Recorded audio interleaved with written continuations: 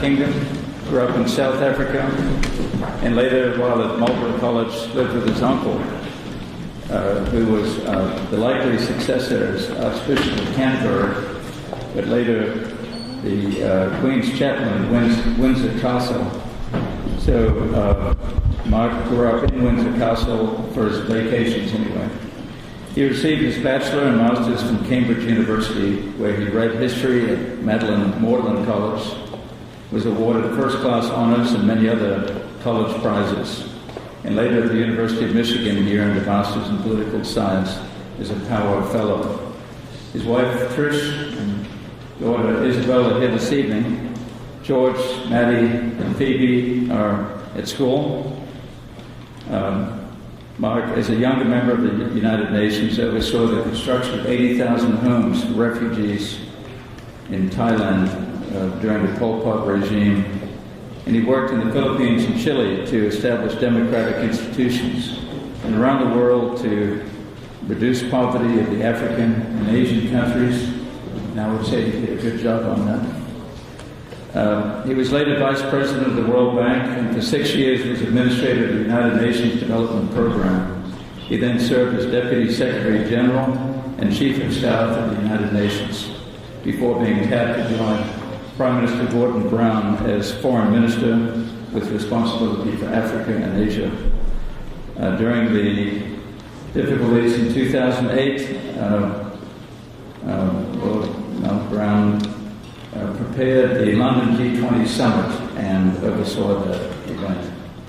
He was made Life Peer and Privy Councillor when he joined the UK Cabinet in 2007 as a member of the House of Lords, knighted by the Queen for his international service.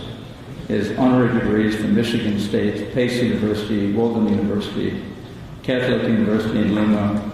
He's an honorary member of the Philosophical Society of Trinity, Dublin, and an honorary member of Magdalen College, Cambridge. So I'd like to introduce Lord Malcolm Brown.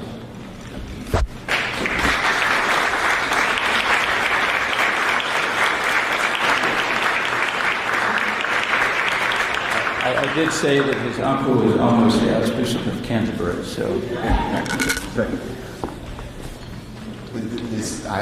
Ladies and gentlemen, I should first say that this issue of trying to prove my religious credentials is because Fraser and I have been jousting about who was going to say a grace or benediction tonight, and it seems, because Fraser has rapidly beaten a retreat to his seat, that I may be landed with this task. But let me just say, and I'm going to start with a little in-joke for those of us who have been to these dinners before. I haven't ridden a motorbike anywhere.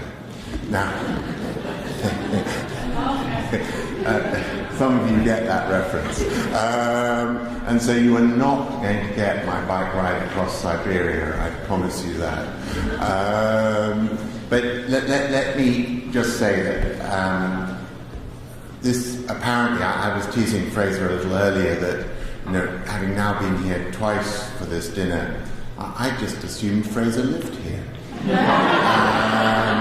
He sort of seems to fit in. He behaves as though it's home. And I must say, what I'm not sure all of you know, I certainly didn't, was that this is actually where Fraser and Becky were married. And up there is where Becky came down, throwing the garter or the flowers or whatever, the flowers over her shoulders. So this is such an appropriate place for all of us who love Fraser and Becky and the work that not just they do, but so many other doctors and medical professionals who are with us here tonight do. I can't think of a better home for this dinner when we're in Washington. Now, I'm going to be brought back later, so you haven't heard the end of it. I may have remembered I'd ridden a motorbike somewhere by the time I come back. But for now, before asking you to raise your glasses, we're going to try and do the spiritual before the temporal. And so, in terms of the spiritual, if we could all, just for a moment, think of God's benevolence and greatness in allowing and encouraging the development of the kinds of medical approaches and medicines and treatments that so many at these tables tonight have benefited from. Thank you, Lord, for both this extraordinary burst of medical research and support to people who have known otherwise nothing but pain and visited doctors with no solutions. And so the fact that we're gathered tonight around the work of a foundation which is helping so many people is something we thank you for, Lord. Now, if I can turn for a moment to the temple, which is just to say pretty much the same thing, but this time we could raise a glass and toast this extraordinary foundation and all who work for it. Thank you.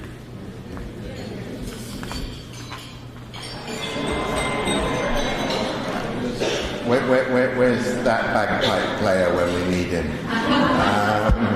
But anyway, if I can just get your attention again, we've had our first course, and this foundation being a hard taskmaster, we're once more ready to hear a few words. And having done the spiritual and temporal before the first course, I'm now going to do the commercial and the paternal. And I'm going to start with the commercial, which is just to say, because Fraser and all his colleagues in their next life will be born British, because they're completely unable to bring themselves to utter a sentence as vulgar as "this foundation needs money." So they actually turn to the one Brit here to actually say that vulgar thing. And the fact is, this foundation, through the work it does, not just in research, but in building awareness for Chiari as a condition, is doing two great services. And as a beneficiary of both, through the work and medical care that our daughter Izzy has received from Fraser and other doctors here tonight, we just are huge fans of the work of the foundation. And while it's the research that gets most attention, the awareness is as important, because we certainly have seen all those patients who are left untended to because the doctors who look after them don't recognise their conditions. So, just an early word before you're even into the main course about how important the work of this foundation is. But I find myself with a very kind of emotional second task, which was at last year's dinner I spoke about Trish's and my daughter Izzy, and the terrible time, like so many other patients that she'd been through, of endless operations, of before she reached the care of the medical team here tonight, endless false diagnoses and a lack of understanding of what was wrong with her. And if a year ago I felt I was speaking for Izzy because she was not well enough to be here herself, it is with a father's pride in her recovery and her will to recover, but also a father's gratitude to the medical team here tonight, that I'm able to invite my daughter Izzy to come and give her story. Izzy.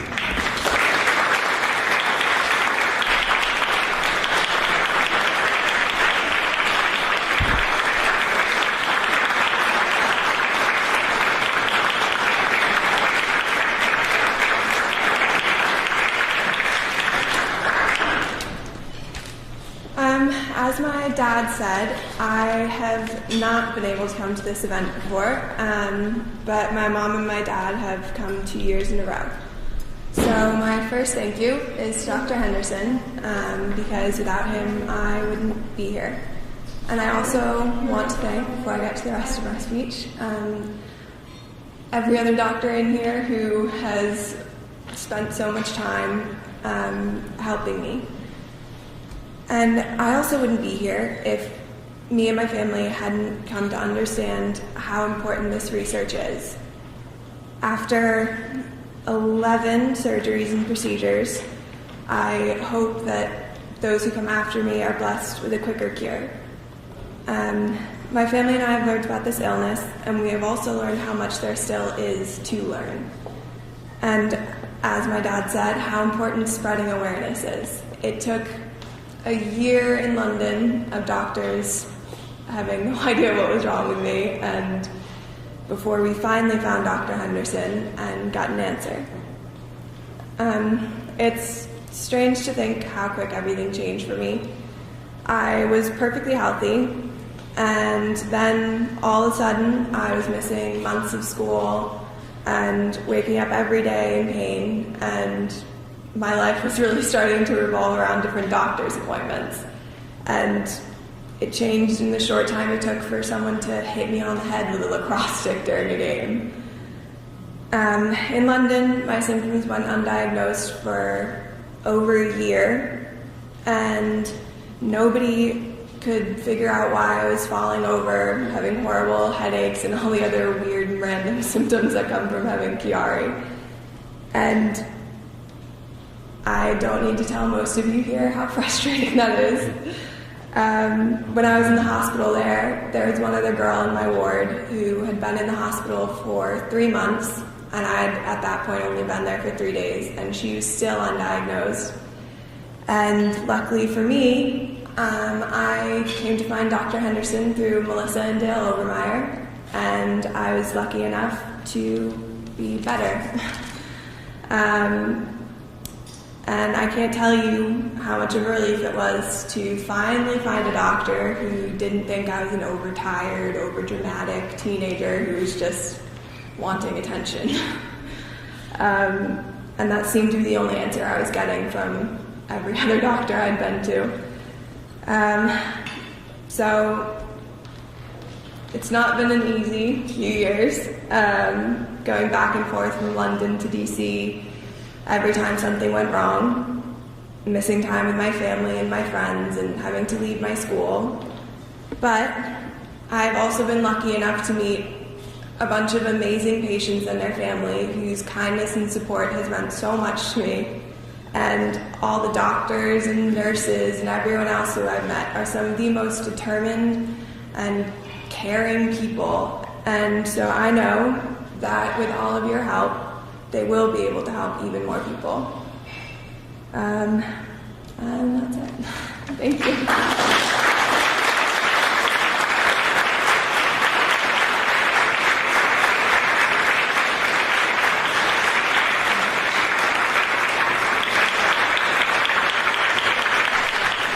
My name is Paul Farrell. I'm the chairman of CSF.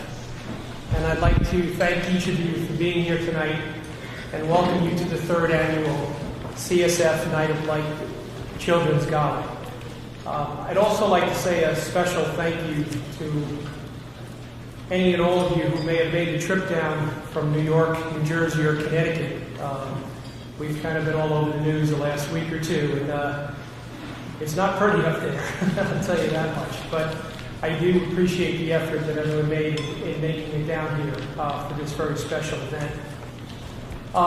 At past dinners, I've spoke to you about the structure of our organization and what we do. I'd like to take a few minutes today and explain to you basically 3 things: how we raise awareness of CM and SM, how we raise money for our research, and most importantly, we've reached a point in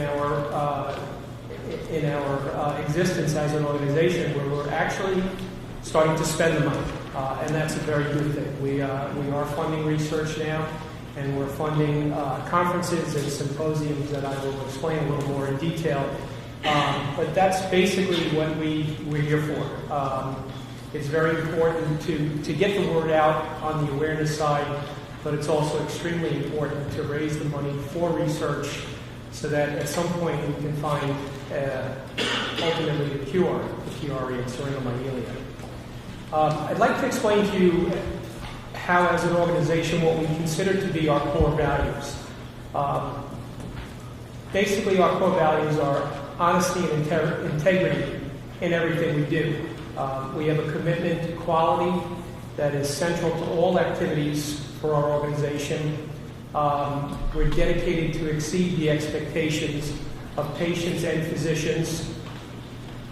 We also recognize the critical role played by our Board of Trustees and our Scientific, Educational, and Advisory Board, which we refer to as our C Board, in terms of providing support and guidance to the Board of Directors.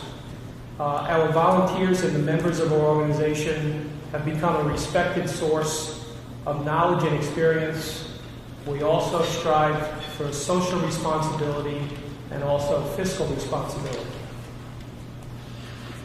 Our core values are very important to us, and in consideration of our commitment to these values, we're very pleased to report to you tonight that in the past year, CSF has earned both the GuideStar Exchange Seal and the Better Business Bureau recognition as an accredited charitable organization.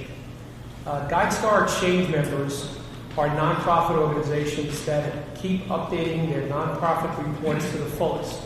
Total transparency, sharing information, documentation, photos, and videos with visitors to GuideStar.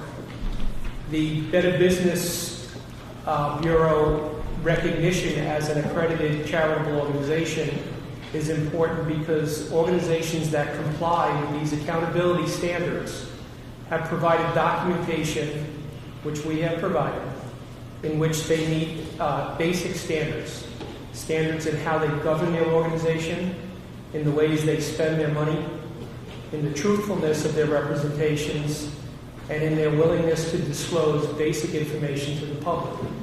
Most importantly, CSF is the only CM and SM organization that has reached this high standard of quality. We are the only ones with the Better Business Bureau accreditation, and I think that's a great thing for our organization. As far as the organization is concerned, I've mentioned to you in the past, we have 3 boards. We have a board of directors, we have a board of trustees, and we have our C board. And I'd just like to take a moment to acknowledge our board members who are here tonight. From our Scientific, Educational, and Advisory Board, we have Dr. Fraser Henderson, and we have Dr. Dominic Marino. From our Board of Trustees, we have Lady Trish Mallett-Brown. From our Board of Directors, we have Lori Watson here. And I'd also like to welcome our newest director, Scott Gregerson, who recently joined our board. And of course, where would we be without our executive director, Dorothy Poppy, who does a tremendous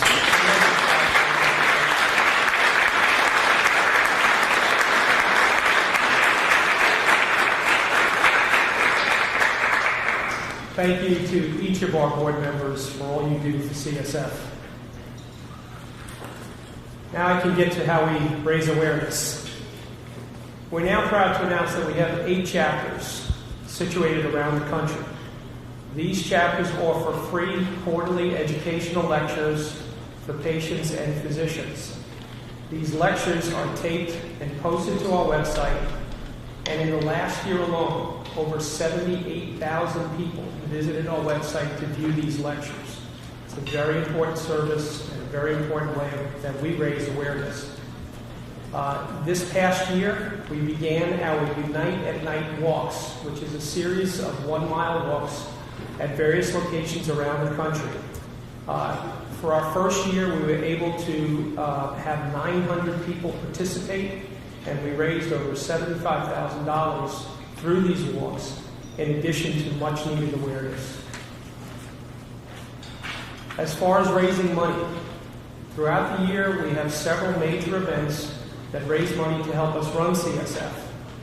And as I'll discuss in a moment, allows us to fund important research projects and symposiums that bring doctors and scientists together to exchange information and ideas on Chiari and Syringomyelia.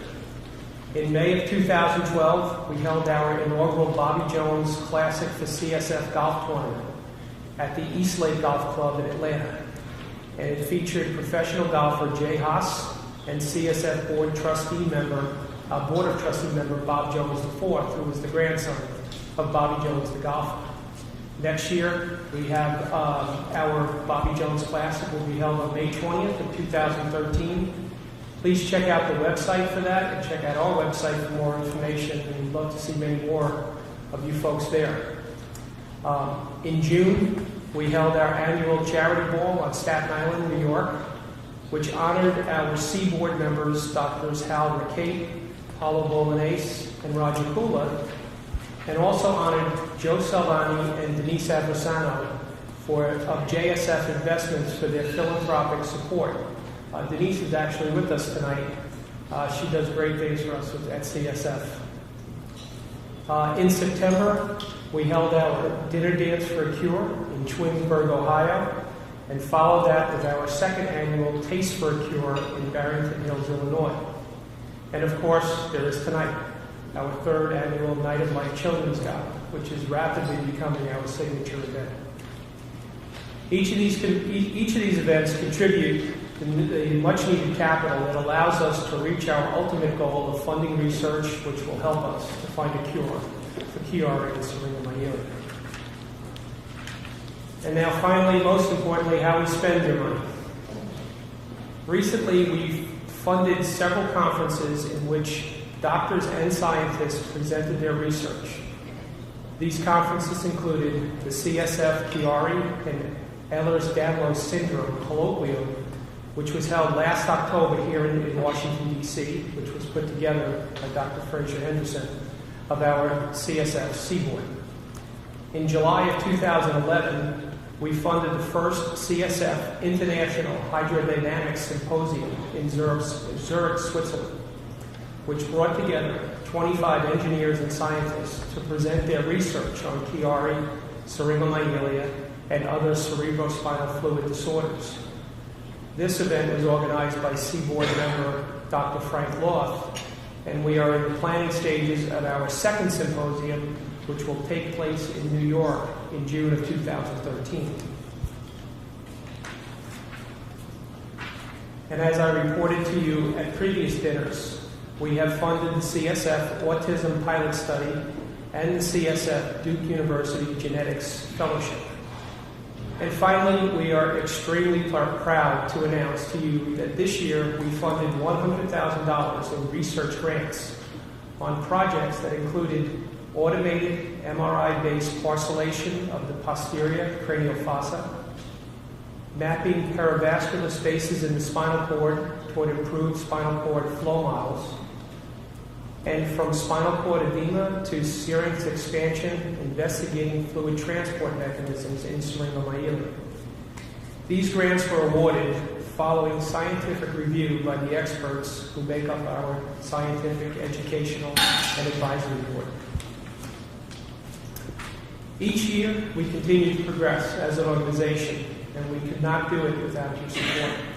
Again, I'd like to thank everyone for coming tonight. I hope you have a wonderful evening. We hope to see you at future events. Thank you very much. Some of the finest people, I've always said that my sons are the finest people I know, and my wife is Becky. But I have to say that many of my patients are some of the finest people I know.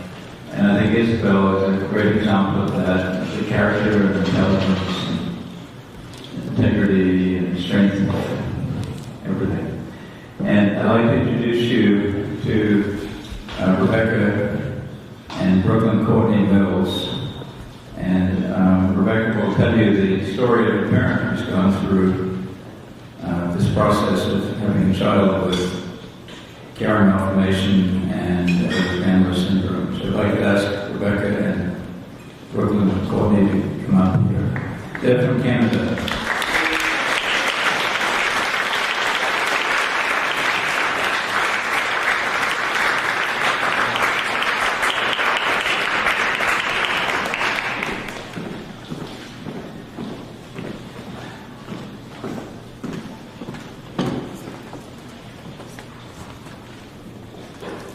Hi, good evening.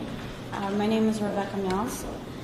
I'm delighted to be here with you this evening. It is an honor to have the opportunity to share from my perspective why it is so vital that the Chiari and Syringomyelia Foundation continue to support research and education that continues to make such an enormous difference in the lives of so many people. Low voice. My husband and I have 3 children. Our oldest son, Jeremy, is 23 and studies computer science in college. We also have twins, 19 years old. Our son, Brendan, who aspires to one day be a filmmaker, and our daughter, Brooklyn Courtney, who, despite living a daily struggle with Ehlers-Danlos syndrome, plans on one day being a math professor. Dr. Henderson will refer to her as Courtney. Her middle name, people are always asking me, I thought her name was Brooklyn. Well, it is, but to Dr. Henderson, it's Courtney, a proper Southern Belle name. In preparing for this evening, I asked myself the question, why is it important for me to share my experience and that of my daughter? In the end, it comes down to being honored in truth, integrity, and faith in God to know that goodness in mankind exists. And we found those virtues here in Maryland under the care of Dr. Fraser Henderson and his team. At home in Canada, my husband Chris and I vowed that we didn't want another family to suffer as we have based on the gaps in our healthcare system that fails to identify and support difficult to diagnose diseases such as Chiari, Ehlers-Danlos syndrome, Syringomyelia, and related disorders. If you asked my opinion a year ago, it would be very different than the words I have to say today to the many doctors in Canada that have been involved in my daughter's care. Our journey has taken us from the darkest depths of despair to overwhelming feelings of joy, gratitude, and faith in God. I could certainly write a book on all the events, both good and bad, that have happened throughout our journey, but in a few short minutes can offer a positive message in the hopes that in some small way can make a difference to others who are suffering from these horrible, debilitating conditions. Brooklyn was a competitive cheerleader for 7 years, competing on a high-level team. Her position was a top and a tumbler. Basically, she was the one that was thrown in the air and able to perform flips and tumbling passes on the mat. Several years ago, she traveled with the team to Nashville for the national championships. This was the first time I did not travel with them. On the second day of the competition, she had to be taken to the hospital by ambulance. They thought she had a stomach flu. It started with constant vomiting and led to her body seizing up. They ran IV fluids through the night. I jumped on the first plane and arrived to find out she had checked herself out of the hospital and took a cab with her coach to be with her team just a few hours before their final competition. And to my surprise, she was in full uniform. They had been trying to train another girl to take her place, but at the last minute, she insisted on performing with her team. After the routine, she collapsed and had to be carried off the stage. Their team won Grand National Champions, which is quite a title for a Canadian team. That would be one of the last competitions I would watch Brooklyn compete in. This story depicts the incredible strength and determination my daughter possesses and sets the stage for years of struggle and unrelenting pain her poor body would have to endure in the years that followed. For the next 3 years, Brooklyn was seen by countless doctors and specialists. She was hospitalized several times, but most ended with a non-diagnosis or a theory about a psychosomatic disorder. On one occasion, after 2 weeks being hospitalized with intractable pain and numerous, as we now know, Chiari, POTS, and EDS-related symptoms, I was called into a roundtable meeting with the doctors involved in Brooklyn's care. She was not included. They proceeded to explain to me that because there was insufficient evidence to support any cause for her symptoms, it was concluded that she had a somatoform disorder, and they felt that I was partially to blame for the dysfunctional behavior. I was asked to leave the hospital so they could observe her without her mother around. I think you can all imagine how that one turned out. They did offer to send her home on exuberant levels of pain medications, where she sat in a complete haze in a hospital bed that we installed in our living room. Without any doctors that understood or knew how to treat the condition, Brooklyn's condition steadily deteriorated to a point where she could no longer walk and was confined to a wheelchair. She missed her last 2 years of high school and did not graduate with her twin brother. She spent most of her days in bed, most of her friends moved on, and her quality of life was almost completely removed. In June 2011, she was hospitalized for 2 months while her symptoms worsened and her quality of life worsened. She was completely bedridden, and her only source of nutrition was through a feeding tube. I researched the condition, which led me to the CSF website and Dr. Henderson. After we met Courtney for the first time in September of 2012, I knew her life would be forever changed. For the first time, she had trust and hope. The surgeries that followed in the next 4 weeks were an emotional roller coaster for our family, With each visit to the recovery room, she would be crying, not from the pain, but tears of joy, because her body was starting to work again.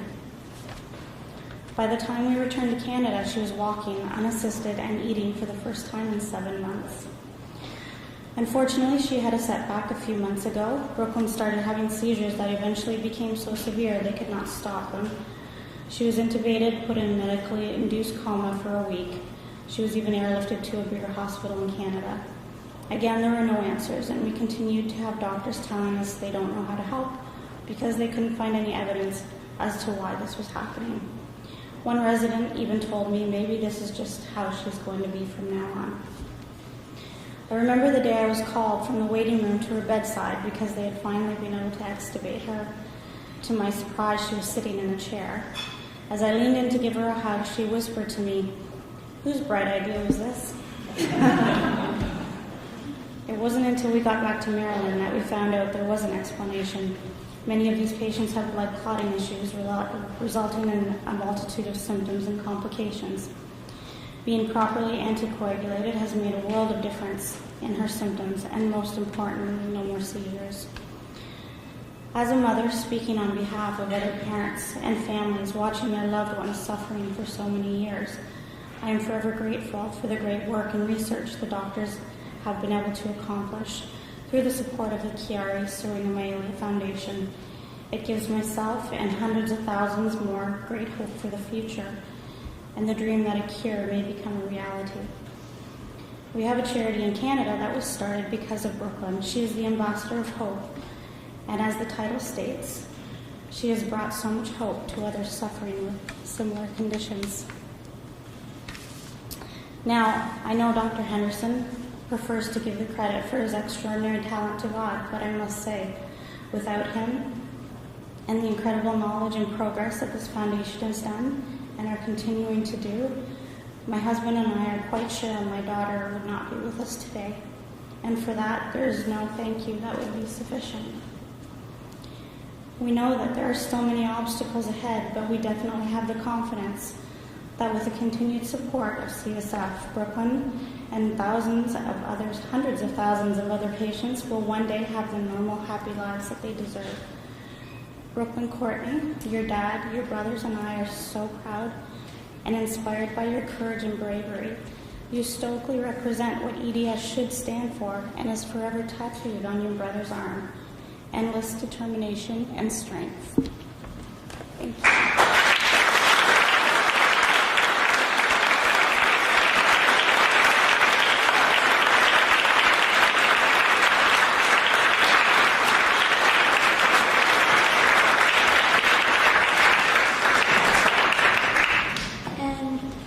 I would just like to thank my mom, who has never left my side once and has never given up. She has been my best friend through this whole journey, and I really don't know where I would be without my family. They have more motivation and more strength than I have ever been able to have myself, and they have been one of the main reasons of keeping my hopes high and pushing me through. So thank you for that. And I would also like to thank Dr.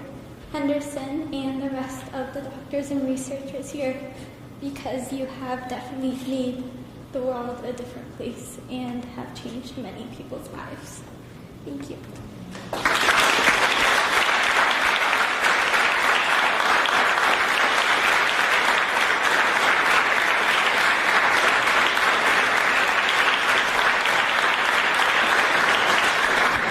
I'd be nice to say a few words about the Chiari Syringomyelia Foundation research effort. The foundation, as you've heard, is involved in a number of different avenues of research, and I'm going to report on a few of them. But this involves the interweaving of genetics and neuroscience, of internal medicine and neurological surgery around the United States and overseas. And we're investigating the comorbidity of several ubiquitous comorbid conditions in which the patients, as you've seen, are most compelling and most deserving of our attention, where greater understanding is of substantial public consequence. Chiari type 1 is a heritable disorder, usually developing in the adolescent years, in which the cerebellar tonsils descend through the skull base and cause compression on the brainstem. And for a more detailed explanation, you need to ask our resident physiologist, Laurie. Patients experience headaches, fatigue, swallowing with speech issues, changes in vision, hearing, balance, breathing, sensory motor function. These symptoms comprise the Syringomyelia syndrome. So what's the true incidence of this disorder that no one seems to have heard of? Recent studies suggest that it may affect 1 in every 100 persons. We think it's about 1/3 of 1% of the population, about 1 million Americans. Syringomyelia occurs in about 10% of Chiari patients. And what's clear is that only a small fraction of these patients ever come to medical attention. And those that do are misdiagnosed and untreated or untreated. The Foundation is making great progress in recognizing the comorbidities that occur with Chiari malformation. So in addition to looking at hydrocephalus, we've developed mathematical representations of the biomechanical stresses placed on the brainstem. And we're looking at hematologic issues, as Rebecca Mills discussed. I'm going to talk about a few other discoveries. And the first is that within the Chiari population is greater than expected incidence of children with heritable hypermobility connective tissue disorders.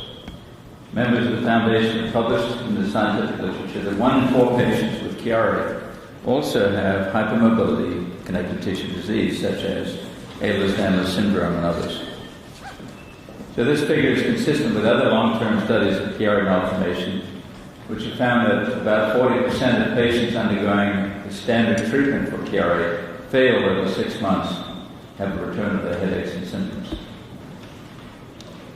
So published studies by CSF members have shown that these failures result from the persistent abnormality of the relationship between the skull and the spine. And the reason for this is the presence of laxity of ligaments in a large number. This laxity of ligaments causes the head to pathologically slide over the spine during normal daily movements. And this sliding motion of translation results in stretching of the brainstem, the upper spinal cord, the vertebral artery, and the lower cranial nerves. The huge importance of this finding identifies the need for a clinical and genetic evaluation of these patients to determine whether or not a connective tissue disorder exists, to identify the presence of the craniocervical instability that arises, and then to treat it. Now, the second discovery of members of this foundation is that there's a greater expected incidence of patients with Syringomyelia syndrome and Chiari malformation within the population of autism, in particular high-functioning autism. Autism affects 1 in 110 children in this country. And amongst autistic children, it's known that there's a significant incidence of difficulties with speech, vision, reading, swallowing, respiratory problems, disordered sleep architecture, altered hearing, balance, sensory motor changes, clumsiness, tendency to be accident-prone, altered autonomic and bladder function. Unfortunately, the autism spectrum encompasses a panoply of behavioral changes which usually obscure the underlying neurological problems. And the prevailing belief is that autism is a behavioral disorder with its origin in the cortical structures of the brain. And this belief is so pervasive that the pediatric literature recommends against obtaining an MRI in autistic children on the basis that other literature has failed to reveal any consistent changes. But they have failed to look at and carefully examine the nuances of dynamic MRIs at the craniocervical junction, the space between the skull and the spine. And we at the Foundation have addressed this issue head-on. Our preliminary work in a small pilot study has shown that a majority of children with high-functioning autism have a hypermobility connective tissue condition, with neurological and radiological findings that suggest the craniocervical or cervical spine disorder. This is consistent with a study from Norway which demonstrated undiagnosed neurological issues in the autistic population. So in our work, we've shown that many autistic children have the radiological appearance of stretching or deformation of the brainstem and spinal cord. So why would deformation of the brainstem or spinal cord be significant? Over the last 15 years, a plethora of studies have demonstrated the importance of biomechanical stretching on the nerve cell. Electrophysiologically, stretching results in decreased nerve conduction. Microscopically, stretching causes dissolution of the molecular transport pathways, the microtubules. As these microtubules disintegrate, transport of chemicals and energy substrates within the nerve cease to function. At the biochemical level, stretching results in sodium and calcium influx into the neuron, which alters the conduction and may result in mitochondrial injury, loss of function, or even cell death. Finally, stretching of the nerve is a major epigenetic influence upon the neurons. So stretching alters gene expression, the production of powerful chemicals such as N-methyl-D-aspartate, which increase the sensitivity of nerves and also the susceptibility to injury from free radicals. In a small retrospective study of children with high-functioning autism, we've demonstrated that correction of this pathological stretching deformity results in substantial improvement in pain, brainstem symptoms, neurological deficits, function, and quality of life. But there have been no rigorous prospective randomized studies to evaluate a larger population with autism. Therefore, we are planning on that larger multi-centered study.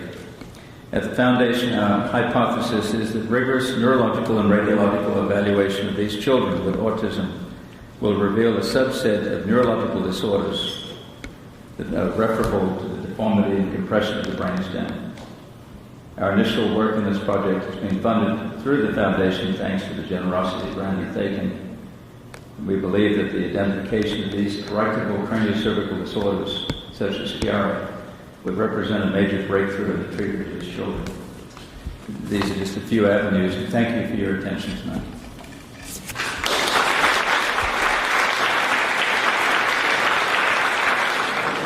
I know it's been a long evening with speeches and different things, and I'm Dorothy Cogney. I'm the executive director, for those of you who don't know me.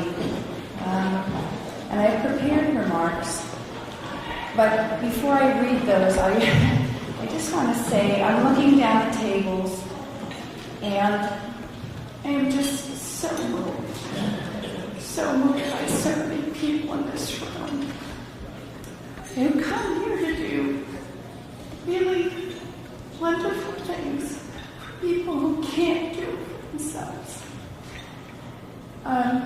And I truly look down the room and say, there are so many people who are now part of my family. So I'm so pleased to be here tonight with old family members, new family members.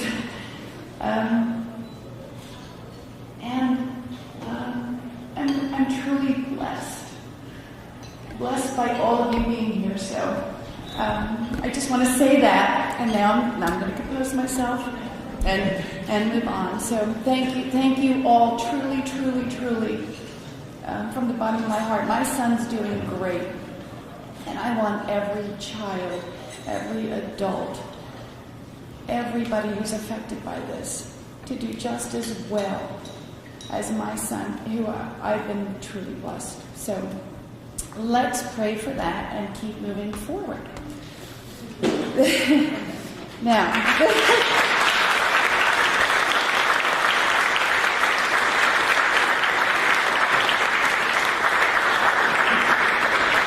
this evening, I want to start out by thanking some very, very special people who have really made this extraordinary evening possible. We have a steering committee who sits behind the scenes, and you really don't see or hear from them, but they show up for all kinds of tasks during the year. And they've spent many, many hours and days seeing that every detail of this evening is perfect. So first of all, I want to recognize my chairman, Mr. Paul Farrell, Mrs. Denise.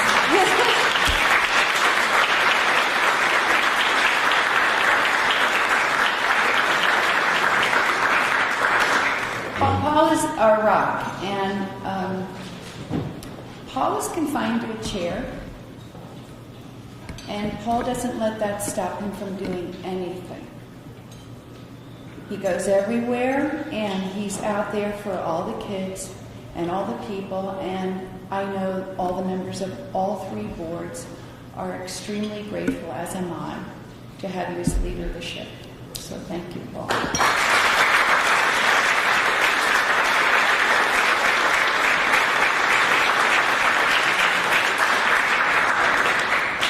We also had on this committee Denise McCullough, who can't be here tonight. She was supposed to go to Europe, and I don't know what happened exactly, but the plane didn't take off, and so she's not here, but she had input into the evening.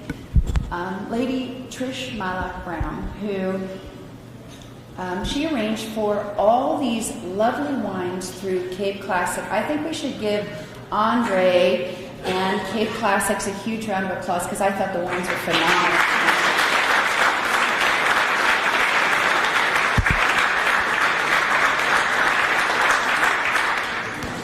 We have Mrs. Nancy Gould, who joined our steering committee this year and has been an integral part of making this evening successful. We have Dr. Fraser Henderson, who attended 2 tastings for this. And the whole committee really, truly, they say it takes a community. It really takes a family. And we have the best family going. So I can't thank you enough for all your support, commitment, and please give the entire steering committee a great round of applause.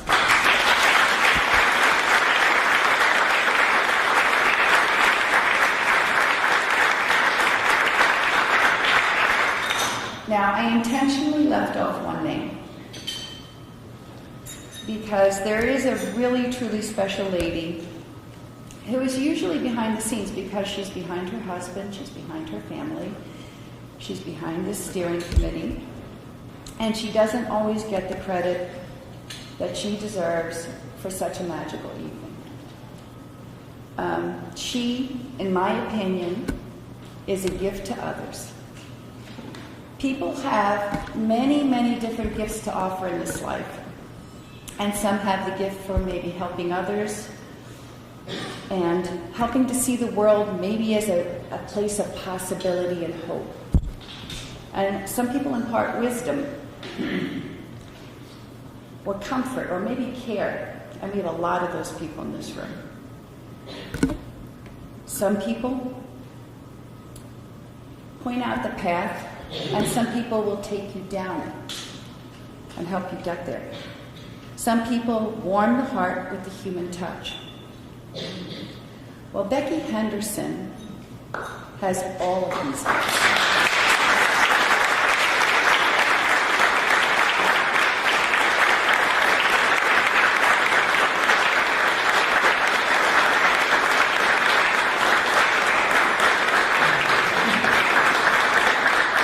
I guess you know I'm a big fan, Becky. So thank you for all you do. So, and now it's my honor at this point in the evening to introduce our patrons for the evening. We have Adam and Margaret Korn with us. And I've had the pleasure of meeting them at last year's Gala in New York. And Adam and Mark came to the Gala and then took it upon themselves to become truly, truly involved with CSF. Margaret, who is going to speak this evening, is generating awareness, and she's underscoring why we need to continue to raise money for education, programs, and research. Much, much needed in this world.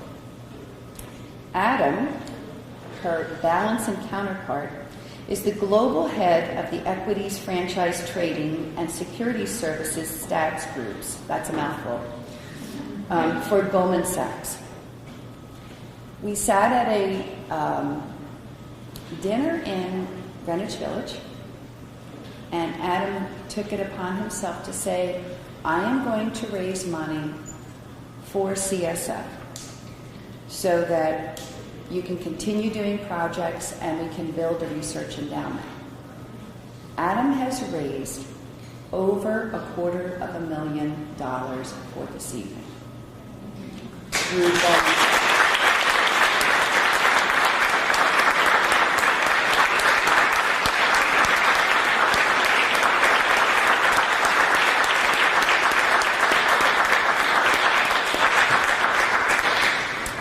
I am hoping that he will consider joining our Board of Trustees this year and taking a leadership role, because you truly deserve to do that. I think you should be part of what we do financially, as well as help to navigate where the funds go. And I know you're truly responsible. And you didn't just say it, you did it. You didn't just say it at the dinner, you did it. So a lot of people that say things and then don't. You did it. So I'm grateful. The foundation is grateful. And could I have Adam and Margaret Korn come up and please accept an award?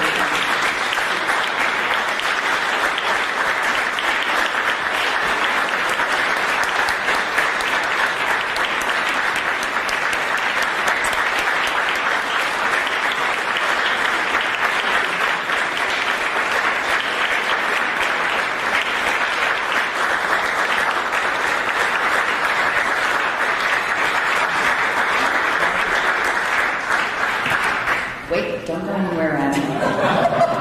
Give the award to your wife. That's for you too. In addition, the Goldman Sachs Gives Program was truly a wonderful vehicle for raising money. And we thought that perhaps if you took this perpetual plaque, which has all the names of the donors who donated to it, and displayed it proudly in your office, we would be very, very grateful from our organization and from the bottom of my heart.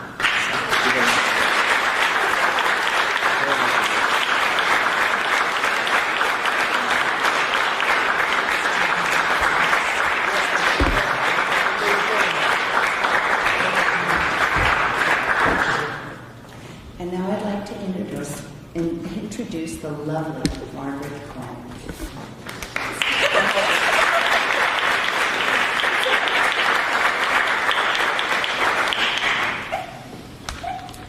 When I was first asked by Dorothy to speak at this event, I thought to myself, what am I going to tell a bunch of people in the medical sciences attending a CSF event about brain abnormalities that they don't already know?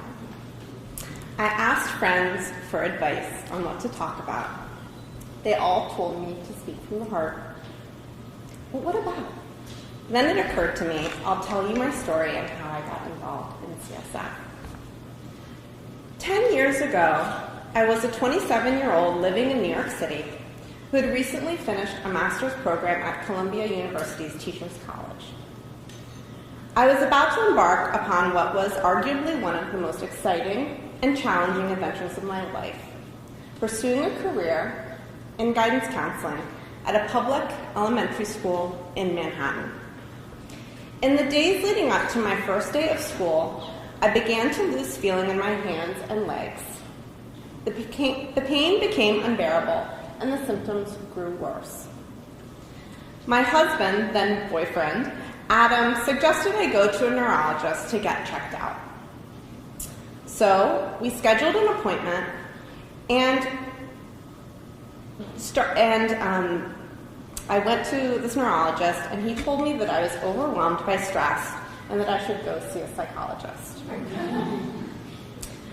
I urged, and my mother as well, told the neurologist to order an MRI of my brain, and a few days later, this neurologist called to A, apologize, and B, inform me that I had an arachnoid cyst, Chiari malformation, I know I'm going to mispronounce this, Syringomyelia, and hydrocephalus.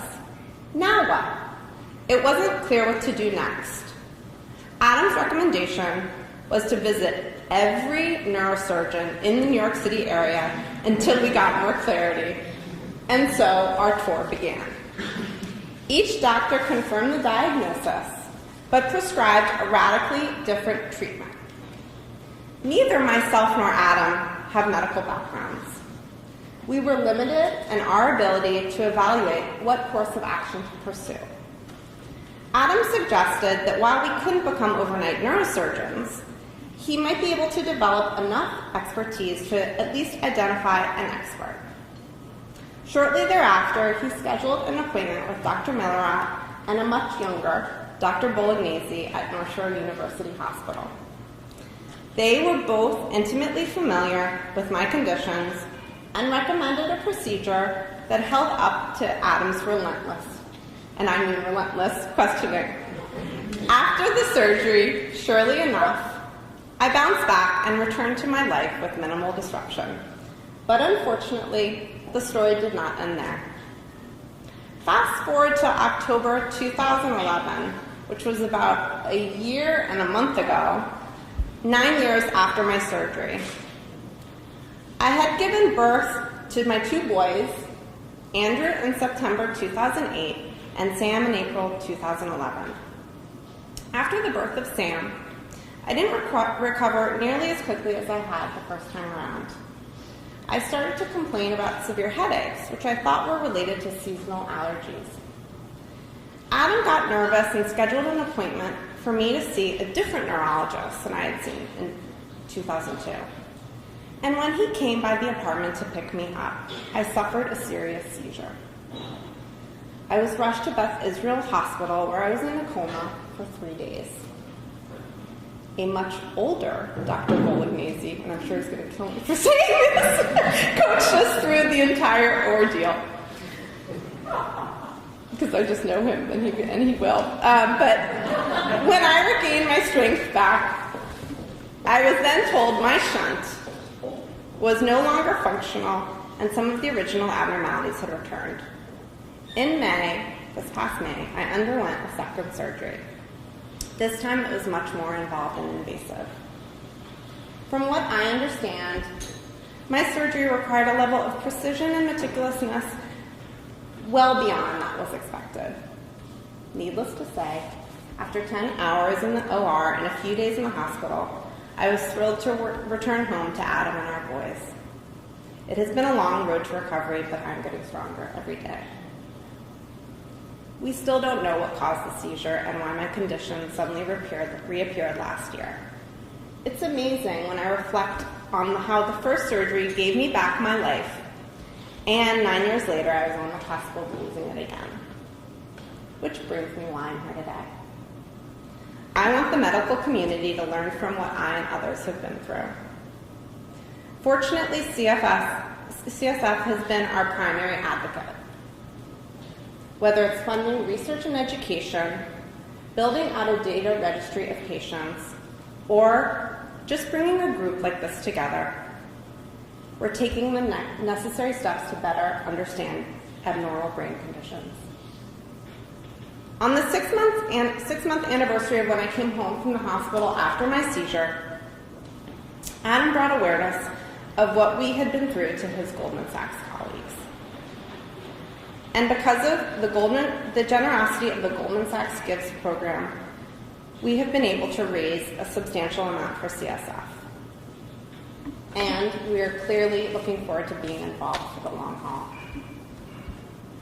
And so before I say goodnight, I'd like to thank the people who organized this event. Dorothy, Mrs. Henderson, my mom, Paul, Mr. Henderson, Andrea, who I got a lot of emails from, and the many other people that I'm forgetting.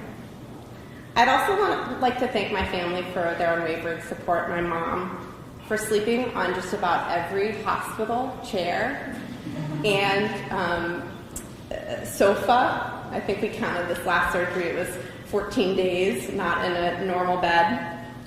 I'd like to thank my dad, who wrote me poems about how much he loved me before my last surgery, and being the coach, as we call him, when I needed it. And I'd like to thank my husband for researching everything, and I mean everything, so that I didn't have to, and holding my hand and the hands of my two sons, literally and figuratively, through this entire process.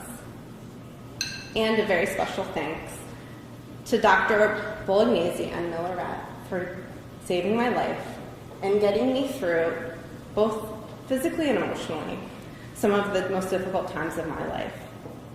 And at one point, before my last surgery in May, I was so worried about my two boys, and more so than even myself. And he told me that he felt like Dr. Bolognese was one of his closest friends.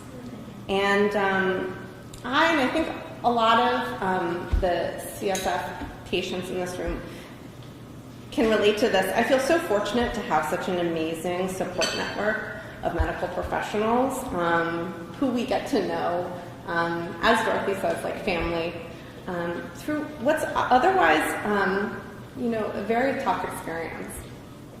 And I'd just like to thank all of you for being here, and please enjoy the rest of your evening. This is my second time in the Anderson House, and this is truly a special place in Washington and the world, and I can't think of no better place for such a special event like this. So thank you so much.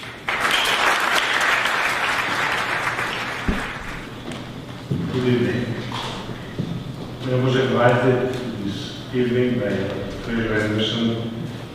I was looking forward to a usual medical meeting, a little bit boring. And I was uncertain if I should accept the invitation. But then, because I had an experience of the previous engagement in this farm, I decided to come. And I would say to all of you that this was an incredible evening. It was incredible because I enjoyed the company of very esteemed friends and old friends that I met after the years. Because I learned a lot from some of the patients. My father was a professor in Italy, and he used to tell me that the answer to the diagnostic problems usually resides in what the patient tells you. You can say, you can do all the tests you want, but if you don't listen to the patient first, you're going to miss the diagnosis. And tonight I was listening to Isabel and Courtney, and I felt so close to them because I feel like their story is the story of many patients. And in this very technological world, we forget that listening to the person first is the most important thing. And lastly, an evening accompanied by music was an incredible treat for me. I was really privileged to meet Marcus Galvani, Mr. Kumar, Mr. McCall, because I think that music is the way God speaks to all of us, independently of religions, culture, languages. Music speaks to the soul of all of us, and this was an incredible experience for me. So I want to thank Dr. Fraser Anderson for inviting me, and I want to thank all of you for participating in this incredible evening. Thank you very much. It is my great pleasure to introduce the next performance for tonight's celebration. You probably have seen them last year at the Gala and 2 years ago in the same space. Kevin McCall and Marcus Galloway, they are going to be performing, and I'm going to let Marcus talk about his composition. Marcus.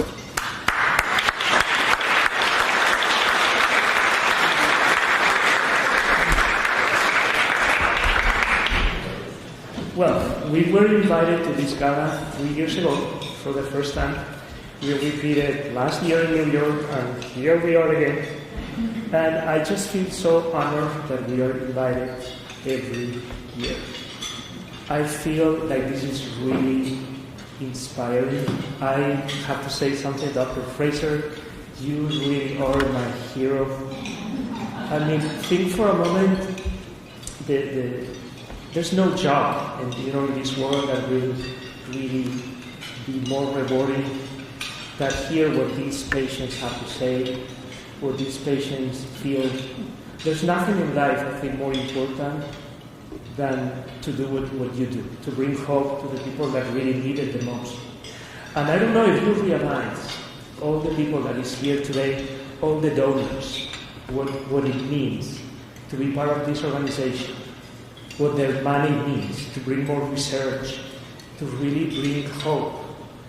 And I just keep doing what you're doing, keep coming to the galas, keep donating money to the organization, keep bringing a lot of awareness really to bring more hope to these patients. There's so many people out there that they are misdiagnosed, they don't know what they have. And yesterday I had an opportunity to talk to one of the patients, and the one that talked here tonight, Courtney, and it was really inspiring for me, really to know the bravery of what she went through. There's nothing, really, let me reiterate that, there's nothing in life more important than to do what you and other doctors are doing, and also, your donations mean a lot to these patients and to the organization. Thank you so much, and then I'll talk a little bit about my work. I'm a composer, and we were invited the first time here I was about to premiere my work at Carnegie Hall. It was, I call it an operatic tableau, and it was based on the life of Christ. It was about love, from a very humanistic point of view, about doubt, about love, about pain. And I think all of us here can relate to that in many, many ways. So we are going to play two selections. The first one, everybody knows it, is Spanish Angelicals. And then the second one, I brought this friend of mine, this really fabulous singer, Alok Kumar, who will be singing at the Vatican, my work, on April 13th. I've been really lucky that the Vatican found out about my work, and they invited me to perform in front of 8,000 people at the audition hall. It's like a Hall 6 audition hall. And then we'll do it in Venice too, and probably Florence. So he is going to be performing tonight, singing one of the most meaningful pieces for me. One of probably that I cried the most when I was composing is the moment where Jesus is at the Gethsemane. We see this man about to die, and he wants to escape from there. He's asking his Father, I don't want to die, I want to live, but be your will, not mine. And then the second one, Megan McCall, she was my Mary Magdalene at Carnegie Hall, but now she's going to do a number for young men. I chose this number because it's full of life. It shows the naiveness of a young girl, 13 years old, who is about to be married to Joseph. And she's sewing this crown of white flowers full of hope. And I hope you like it. And here is, my work is called Oh My Son. So here is Megan McCall. Oh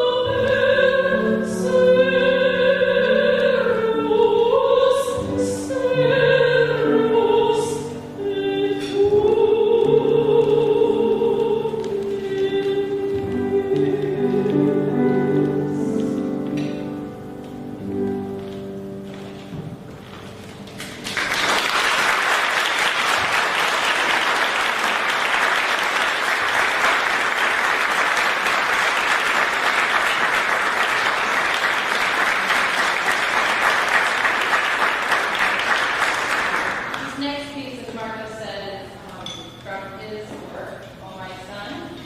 And it's young Mary singing about the excitement of love and the possibility of the future. And it was a piece that was so beautiful and inspiring to me when I heard it because, like I said, there are so many different emotions in this opera. When we're used to thinking of the nativity and passion of Christ as something, it's just a story.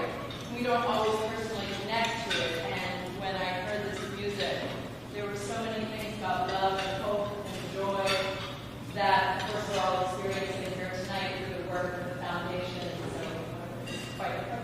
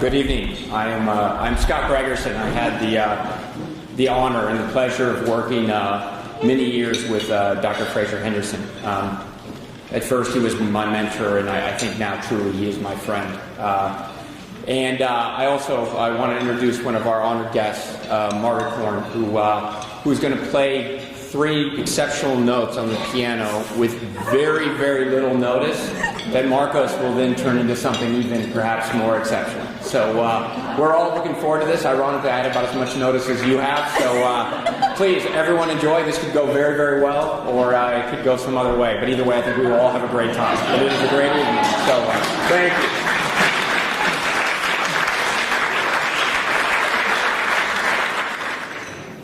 Father God, help me now.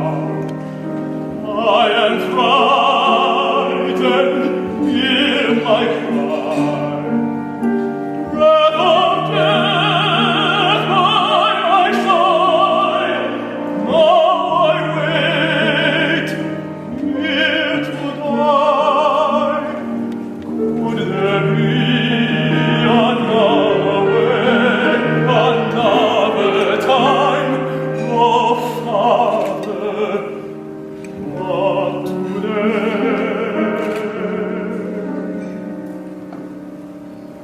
Father God, help me now, send an angel to my side, let your angel comfort me.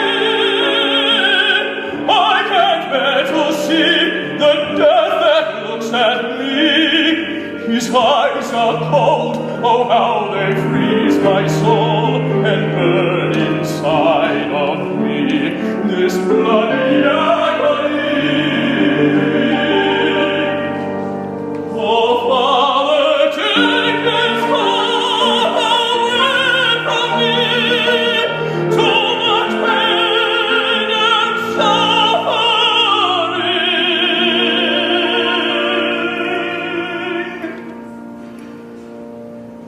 This death is dark.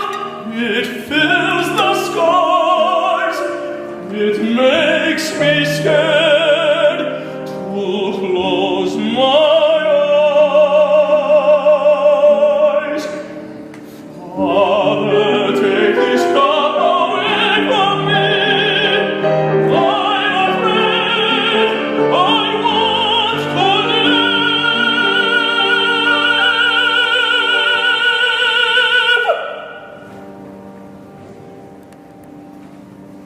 But not my will, let yours be done.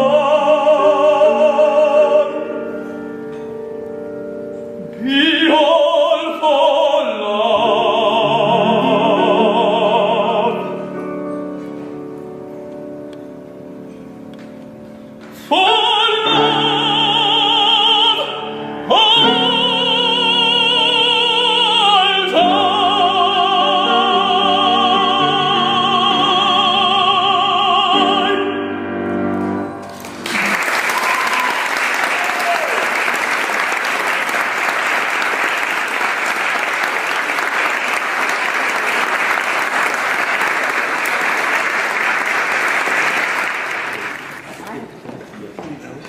And I tried to come up with something, maybe something.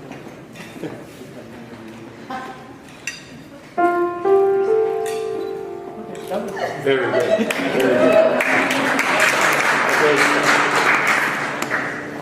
I'll try to improvise something to those 3 notes.